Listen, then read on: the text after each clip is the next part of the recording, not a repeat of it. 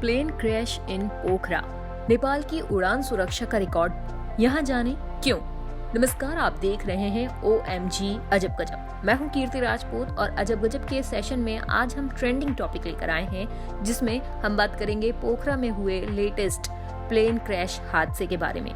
15 जनवरी 2023 को काठमांडू से आते समय पोखरा हवाई अड्डे के पास 68 यात्रियों के साथ यति एयरलाइन संचालित ATR 72 विमान दुर्घटनाग्रस्त हो गया।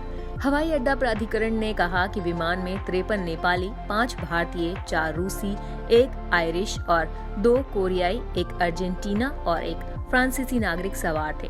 इनमें से कम 40 लोगों की मौत की पुष्टि हो चुकी है, जबकि संभावित बचे लोगों का पता लगाने के लिए बचाव अभियान जारी है। Flight tracking website flight radar 24 के मुताबिक विमान 15 साल पुराना था।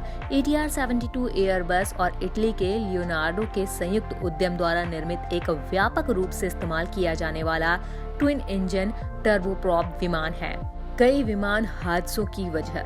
पोखरा में ये पहली दुर्घटना नहीं है। ये निश्चित रूप से नेपाल में पहली दुर्घटना नहीं है और वास्तव में नेपाल का उड्डयन सुरक्षा का ये खराब इतिहास रहा है, जिसमें वर्षों से कई घातक दुर्घटनाएं दर्ज की गई हैं। दुर्घटनाओं की उच्च संख्या के कारण में से एक भारतीय पड़ोसी देश का दुर्गम इलाका है। नेपाल दुनिया के 14 सबसे ऊंचे पहाड़ों में से 8 का घर है, जिसमें दुनिया की सबसे ऊंची चोटी माउंट एवरेस्ट भी शामिल है। यति एयरलाइंस का इतिहास।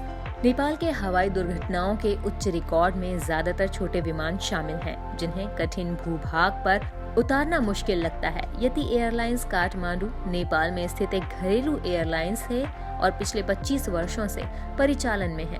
17 अगस्त 1998 को AOC प्राप्त हुआ। 2019 के बाद से यति एयरलाइंस नेपाल और दक्षिण एशिया में पहली कार्बन न्यूट्रल एयरलाइन है और मूल कंपनी है तारा एयर की। यति एयरलाइन के वेबसाइट के अनुसार उसके पास 6 ATR 72-500 विमानों का बेड़ा है। नेपाल में घातक विमान दुर्घटना। 29 मई 2022 को नेपाल के तारा एयर द्वारा संचालित एक टर्बोप्रॉप ट्विन ओवर 98 AET विमान उड़ान के 15 मिनट बाद लापता हो गया, जिससे ATC से संपर्क टूट गया।